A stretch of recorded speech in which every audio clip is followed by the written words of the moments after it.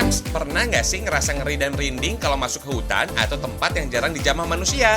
Ini bukan cuma mitos belaka, tapi apa ya sebabnya? Orang Indonesia memang beda. Kalau belum makan nasi, kayak ada yang kurang gitu deh. Hihihi. Yang enak sih makan soto golak aja nih, Fams. Walau tanpa nasi, tetap bisa bikin kenyang. Ah, masa sih? Buat cewek-cewek, konsumsi makanan berlemak katanya berpengaruh pada kecantikan. Mitos atau fakta yang pasti menu dari Temanggung ini dijamin enak. Di episode Ragam Mitos kali ini, kita gali yuk apa yang ada di dalam pertanda alam.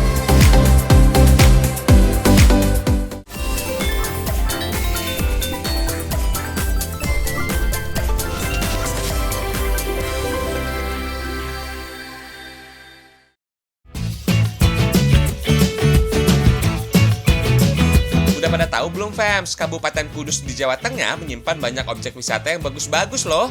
Bisa nih jadi jurus buat naikin imun dan jauhkan tubuh dari virus. Ayolah kita meluncur ke air terjun Kedung Gender. Dari pusat kota menuju air terjun Kedung Gender butuh waktu sekitar 30 menit. Jaraknya sih 22 km menuju desa Dukuh Waringin, Dawe, Kabupaten Kudus. Dari gerbang desa kita masih harus jalan kaki sekitar 20 menit menuju ke Jembatan Cinta. Lebatnya hutan bambu, pepohonan yang teduh, dan gemercik suara aliran sungai menjadi teman baik sepanjang perjalanan. Syahdu banget deh, Fams! Memiliki bentuk area setengah lingkaran, air terjun Kedung Gender emang cukup tersembunyi. Derasnya aliran dari sumber mata air pegunungan jatuh tepat di kolam alami yang ada di bawahnya, Fams. Kedalaman kolam alami ini cuma sekitar 1 meteran atau separuh badan orang dewasa. Jadi relatif aman ya buat anak-anak. Air terjun yang ketinggiannya sekitar 20 meter ini, Fams, sudah dibuka untuk umum pada tahun 2017 lalu. Keindahan, ketenangan, dan kesenangan yang didapat membuat tempat ini jadi idola wisata alam bagi warga Kudus dan sekitarnya. Oh iya, air terjun Kedung Gender berada di kawasan Pegunungan Muria dengan hawa yang sejuk dan alami. Pada masa lalu, kawasan ini sempat menjadi petilasan Sunan Muria saat menyebarkan agama Islam di Pulau Jawa. Derasnya air terjun nggak pernah surut atau mengering, bahkan saat kemarau datang.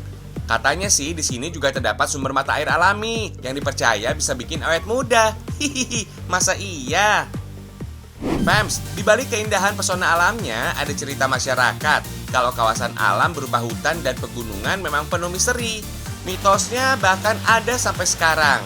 Banyak yang menganggap hutan itu menyeramkan dan menjadi tempat bersemayam banyak makhluk tak kasat mata. Maklum deh, sejak zaman dahulu, khususnya di tanah Jawa, kawasan hutan memang disakralkan. Kalau zaman dahulu, masyarakat Jawa hutan itu dibuat untuk mereka melakukan perjalanan spiritual. Jadi mereka menyatu dengan alam untuk mendapat sejenis wangsit kepada Tuhan, gitu ya, melewati hutan atau gunung itu.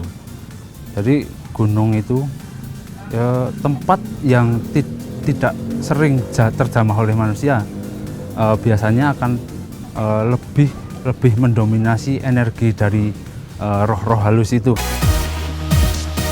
Terlepas dari mitos dan cerita masa lalu, kawasan hutan dan pegunungan nggak semuanya menyeramkan kok. Daripada terjebak pada klinik dan mistik belaka, mending jaga kesopanan. Oh iya, dinginnya air terjun Kedung Gender ini bisa terobati dengan minuman khas dari desa Dukuh Waringin. Namanya Wedang Jasase. Kombinasi air jahe, salam, serai, santan, dan jagung manis benar-benar bikin hangat badan, Fams. Apalagi ditemani camilan getuk Jipang yang khas ini, terbuat dari singkong dan labu Jipang dengan taburan serundeng di atasnya. Mantap deh rasanya. Duh, jadi nggak sabar nih, pengen cepet-cepet bisa liburan.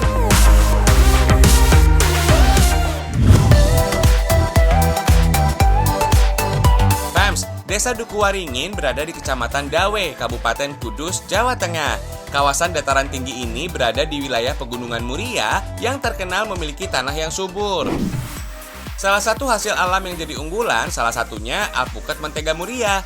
Kalau kesini pas lagi musimnya, kalian bisa loh memetik langsung dari pohon. Selain alpukat mentega Muria, ada buah jeruk pomelo yang besarnya segede kepala. Kalian gak salah lihat kok, Fams. Ini memang buah jeruk. Oh iya, menu khas dari sini juga lezat-lezat loh. Pecel pakis bumbu miri jadi santapan yang wajib kamu coba kalau ke Desa Duku Waringin. Sederhana kok, semua sayuran cukup direbus. Ada daun pakis, toge, kacang panjang, bumbu kacang, tempe mendoan, dan nasi hangat. Dijamin nikmat. Nuansa ala pedesaan yang ramah kekeluargaan bisa kalian rasakan. Semuanya self-service, fams. Silakan deh layani diri sendiri. Pecel pakis bumbu miri dari Desa Duku Waringin berbeda dengan pecel pada umumnya. Tanpa banyak sayuran hijau, pecel ini hanya mengandalkan daun pakis sebagai isian utamanya. Daun pakis atau yang dikenal dengan tanaman paku sudah biasa diolah jadi sayuran. Di lereng Gunung Muria, Kabupaten Kudus, tanaman pakis cukup mudah ditemukan. Biasanya sih tumbuh liar gitu deh, jadi lebih alami, tanpa perlu perawatan, apalagi pestisida. Ngaruh gitu deh sama hasil pecel pakisnya. Terasa lebih segar dan nikmat banget. Apalagi bumbu kacang dengan kemiri dan racikan rempah lainnya ciptakan rasa makin sempurna. Nah, yang penasaran sama jeruk pomelo, kita langsung belah aja deh. Jeruk pomelo dikenal juga dengan nama jeruk Bali. Ukurannya memang berkali-kali lipat dibanding jeruk biasa. Kulit jeruknya tebal dengan isian daging buah yang juga tebal. Dagingnya berbulir besar dengan tekstur yang kering, tapi tetap manis menyegarkan. Gak mau kalah sama jeruk pomelo, alpukat mentega Gunung Muria juga oke punya. Dagingnya tebal, kalau sudah matang sempurna teksturnya lembut, gak ada pahit-pahitnya. Mau dimakan langsung gitu aja, udah endes pakai banget. Mantap lah.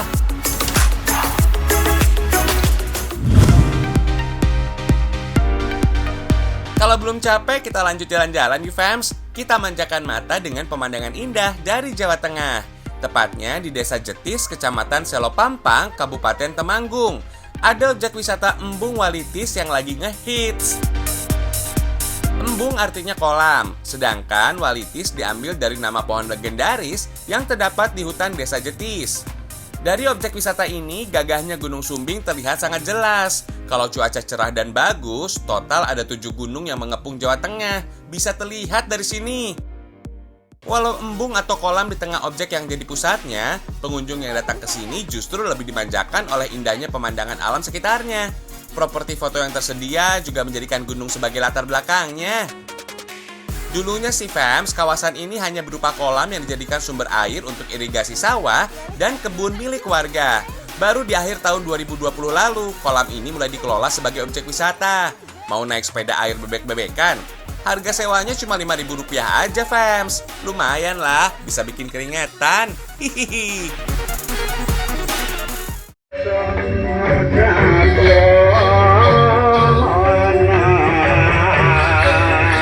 Oh iya, setiap akhir pekan ada yang spesial nih di objek wisata Embung Walitis. Ada pertunjukan seni tradisional yang seru abis. Jatilan atau tari jalan kepang menjadi salah satu seni dari Temanggung. Tari ini juga biasa dikenal dengan nama Tari Kuda Lumping. Tari ini fans menggambarkan kisah para pasukan berkuda pada masa perjuangan masyarakat Jawa di masa lalu. Seru dan heboh banget deh fans.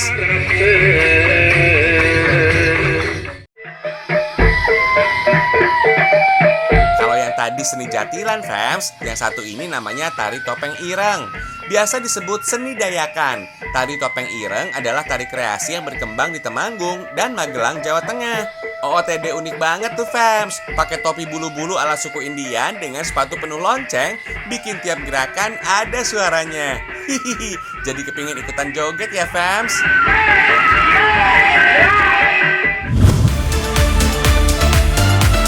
Buat kamu yang hobi nongkrong, cari inspirasi atau sekedar ngobrol di tempat kece, ada nih lokasi yang bisa kalian tuju. Di sini ada banyak aktivitas seru yang santuy, nggak bikin stres. Berinteraksi bersama hewan lucu kayak kelinci, pasti bikin happy. Oh iya, buat para cowok nih, pernah nggak dibilang buaya darat? Hihihi, kayak playboy gitu deh katanya. Mitos yang berkembang selama ini, buaya justru sering kena fitnah, terutama saat menghujat lelaki hidung belang yang suka gonta-ganti pasangan. Faktanya, secara alamiah, buaya justru hewan yang setia loh. Beda deh sama kelinci yang terlihat lugu dan imut-imut. Padahal hewan lucu ini cenderung punya naluri berkembang biak yang cukup tinggi. Selama kelinci dalam kondisi sehat dan mood yang oke, aktivitas seksual kelinci berkembang biak bakal terus terjadi. Bahkan dengan pasangan yang berbeda sekalipun. Hihihi, aktif ya bun. Lanjut ya fams, abis main sama kelinci paling asik main panah-panahan. Lumayan lah, meski cuma amatiran kita bisa belajar buat fokus nih, ngebidik tepat di lingkaran. Biar nggak pas di tengahnya, yang penting masih ada yang nancep di sasaran. Jangan sampai deh meleset terus, gagal ngebidik gebetan harus jadi pelajaran. Hihihi. Berada di tengah dua gunung besar Sindoro dan Sumbing, sudah pasti pemandangan di sini indah bikin merinding. Kalau kamu suka yang lebih seru dan menantang, bisa nih menjajal naik ATV sambil menikmati sejuknya udara khas pegunungan. So pasti asyik, nggak bikin bosen. Fams, beragam kegiatan mulai dari interaksi bareng kelinci, memanah, dan ATV menjadi bagian dari konsep lokasi ini. Intinya sih tempat nongkrong kekinian dengan konsep nuansa outdoor. Kalau cuacanya lagi bagus nggak berkabut, pemandangan Gunung Sindoro dan Sumbing bisa terlihat jelas dari sini. Baru dibuka sekitar bulan Juni tahun 2020 lalu, kafe yang satu ini dengan cepat viral.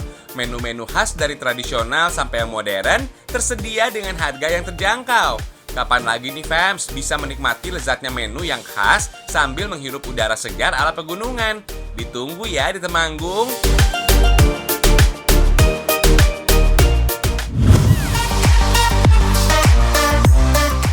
Kuah panas yang berempah dengan potongan besar daging sapi menjadi ciri khas soto dari Jawa Tengah, fams. Ayo tebak, soto apa ini? Buat yang belum tahu, ini namanya soto golak. Kuliner khas legendaris dari wilayah dingin di Wonosobo, Jawa Tengah. Dari banyak kuliner soto di Indonesia, soto golak dari Wonosobo ini mungkin belum setenar soto Betawi atau soto mie dari Bogor. Tapi soal rasa dan ciri khasnya, soto golak berani tampil beda. Nah, ini nih yang disebut dengan golak, bahan yang jadi identitas utama dari soto ini. Selebihnya sih cuma toge, soun, dan lainnya. Masih umum lah, seperti pelengkap soto kebanyakan.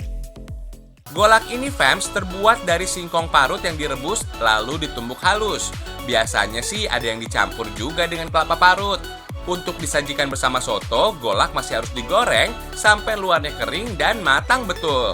Racikan soto golak dari Wonosobo ini memang sederhana fams. Isiannya cuma soun, toge, kacang tanah, dan bawang goreng. Kuah rempah kuning sudah cukup gurih tanpa campuran santan di dalamnya. Makin terasa mantap karena ada potongan daging sapinya tuh. Menu ini udah paling juara deh melawan dinginnya hawa di Kabupaten Wonosobo. Menu soto golak yang nikmat legendaris salah satunya bisa kamu jumpai di wilayah Jelegong, Pagekukuh, Wonosobo, Jawa Tengah. Kalau bicara soal rasa, soto golak jelas juaranya. Dari sisi historis, golak punya nilai sejarah. Olahan golak menjadi penyelamat nenek moyang saat masa krisis bahan pangan akibat penjajahan. Makanya fams, saat menyantap soto golak nggak perlu pakai nasi. Singkong yang juga mengandung karbohidrat dianggap sebagai pengganti yang tepat saat nasi sulit didapat. Sayangnya kebanyakan orang Indonesia masih ketergantungan sama nasi fams. Malah ada anggapan belum benar-benar makan kalau belum ketemu nasi. Nasi itu punya indeks glikemik yang tinggi. Nah, makanan yang mempunyai indeks glikemik yang tinggi itu akan merangsang otak kita untuk terus ketagihan, kecanduan. Jadi ketika kita belum makan nasi, kita pasti akan mencari nasi. Tetapi kalau misalnya kita sudah kenyang dengan makanan lain tapi belum makan nasi, karena otak kita sudah terbiasa makan nasi dan sudah kecanduan, kita akan tetap terus ngerasa lapar dan tetap ngerasa pokoknya pengen cari nasi terus. Tuh, ternyata nasi bikin ketagihan, bukan sekedar mitos atau isapan jempol belaka. Dari sudut pandang medis, ada penyebabnya. Selama itu nggak berlebihan menyantap nasi atau golak sekalipun, masih tetap aman kok fams. Soto golak Wonosobo, enak tenan.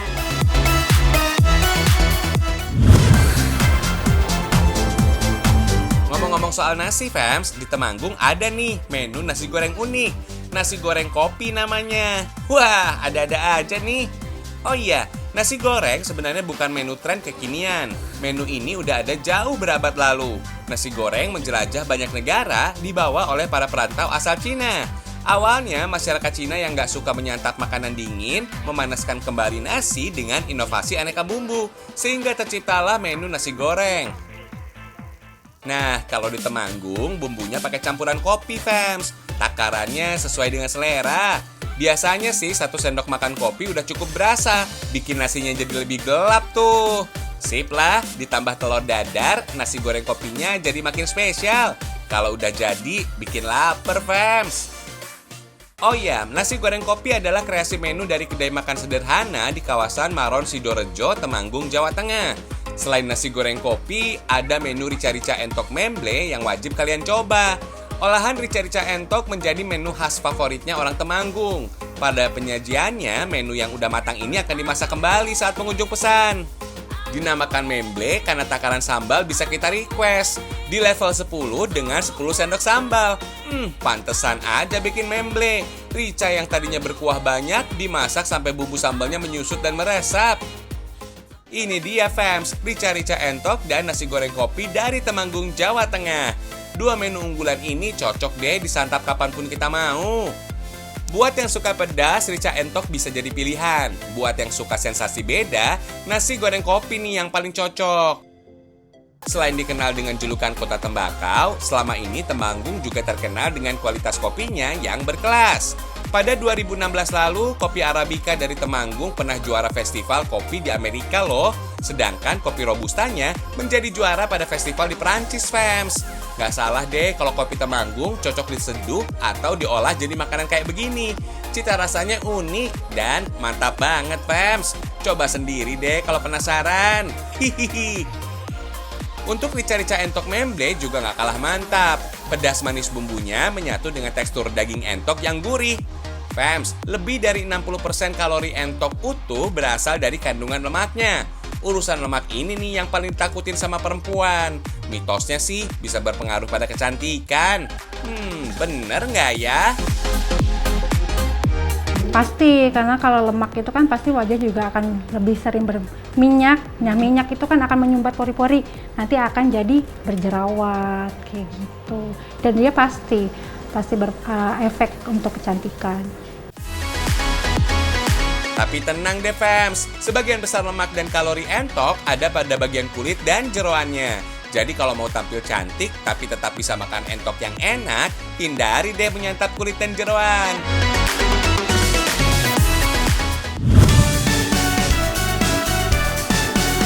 Di antara lebatnya kebun tembakau milik warga, ada si kakak yang lagi bergaya bagai putri cantik jelita. Rupa-rupanya, ini nih yang bikin cantik makin terpancar. Ada kain batik dengan motif etnik dan warna yang cukup unik. Sekarang memang zaman modern, tapi tren yang semakin marak justru kampanye back to nature. Kembali ke alam gitu deh, fams. Untuk urusan fashion, sesuatu yang alami juga kembali diminati. Contohnya kain batik ini nih. Walau terlihat sederhana, peminatnya justru banyak datang dari luar negeri loh. Nggak cuma desain yang bernuansa alam, bahan dan cara buatnya juga alamiah. Bermodalkan tepung kanji, kayu dengan ukiran motif dan daun indigo sebagai pewarna biru alami. Yang pertama, fams, kita bikin pasta dari tepung kanji. Prosesnya cukup masak tepung bersama air hingga mengental, seperti lem. Nggak usah deh pakai bumbu segala. Pasta tepung kanji ini berfungsi sebagai penghalang warna. Kalau dalam industri batik pada umumnya, tugas dari pasta tepung mirip cairan malam. Tujuannya agar warna kain dan pola motifnya bisa terlihat beda. Oh iya, pola kain batik indigo Imaginatura ini, fams, dibuat dengan teknik cat sederhana dan pola-pola motif yang dekat dengan alam. Sebelum ke proses pewarnaan, kain dijemur terlebih dulu supaya lapisan pasta tepungnya mengering dengan sempurna. Kalau panas begini sih setengah jam aja udah cukup, fams. Teknik celup menjadi dasar pewarnaan pada kebanyakan kain batik tradisional. Bedanya, fams, cairan warna yang dipakai untuk mencelup kain di sini berasal dari daun indigo yang tumbuh alami di pekarangan rumah. Daun indigo menghasilkan warna biru alami pada kain. Proses celup dan jemur biasanya dilakukan 3 kali bahkan lebih untuk menghasilkan tingkat ketebalan warna yang sesuai. Jangan lupa dikucek pelan supaya lapisan pasta tepungnya terlepas dan pola batik jadi kelihatan. Kalau sudah selesai, hasil jadinya terlihat unik ya, fams. Pewarna alami ini mampu bertahan bahkan sampai 5 tahun loh. Oh iya, untuk hasilkan warna yang coklat, biasanya sih memakai kulit rambutan, kulit kayu akasia, dan mahoni. Atau bahkan tanah, fams. Wah, unik ya.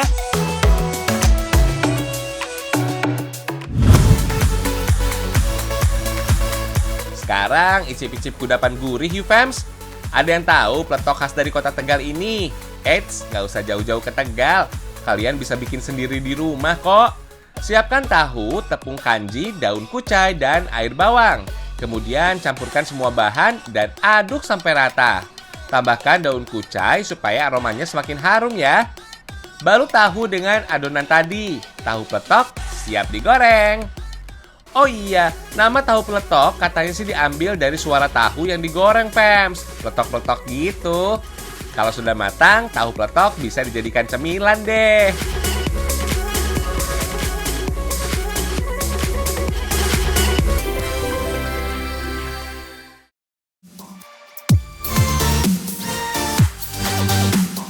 Ternyata fans, dari alam ada banyak petanda yang bisa kita baca. Kalau baik dan bermanfaat, silahkan ambil hikmahnya. Tapi kalau kurang berkenan, jangan ditelan mentah-mentah begitu aja. Yang pasti sih, semua masih jadi bagian dari kekayaan negeri kita, Indonesia. Karena Indonesia istimewa.